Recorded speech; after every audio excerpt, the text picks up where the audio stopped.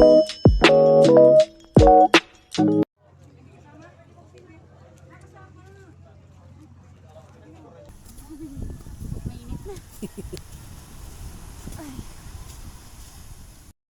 po, mag-island tour na po tayo.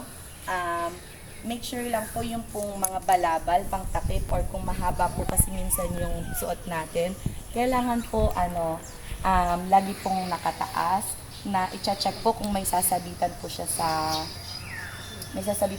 kadena natin or sa gulong ng motor. Kaya po, lagi po natin i-make sure na nakataas po siya.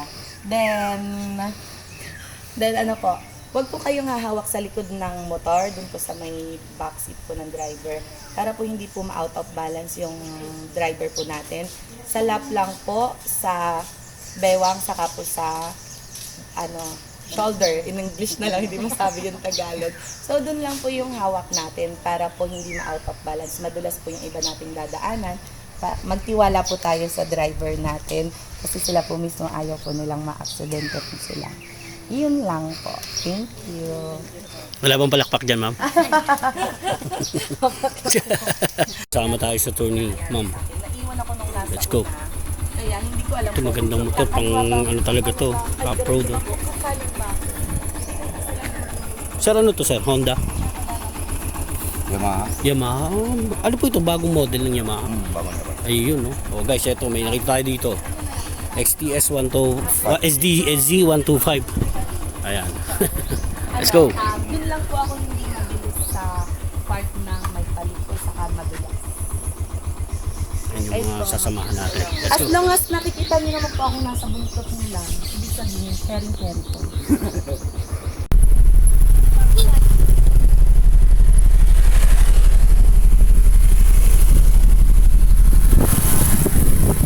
So guys, sumama tayo dito. Ganda talaga ng humalig. Papunta to guys ng unang nila yung puno na walang forever. Let's go.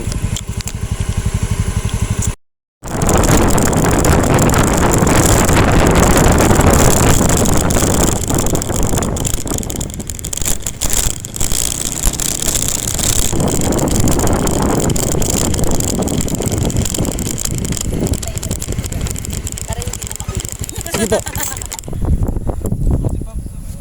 Oy Pops, andito ka.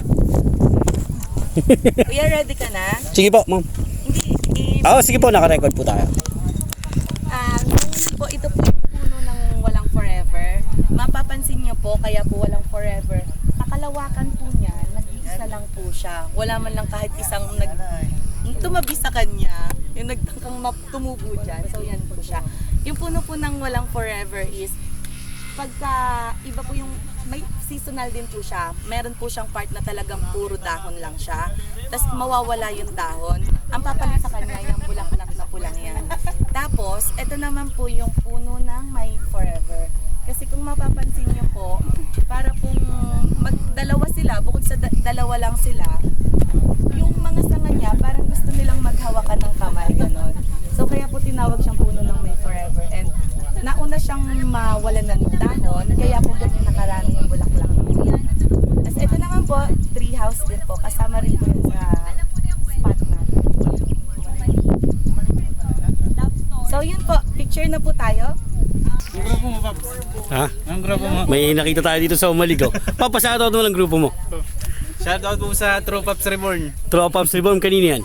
Kay Brian Ulaso. Tinilipos talaga niyang kaso dito sa Umaligaw. Picture tayo mamaya idol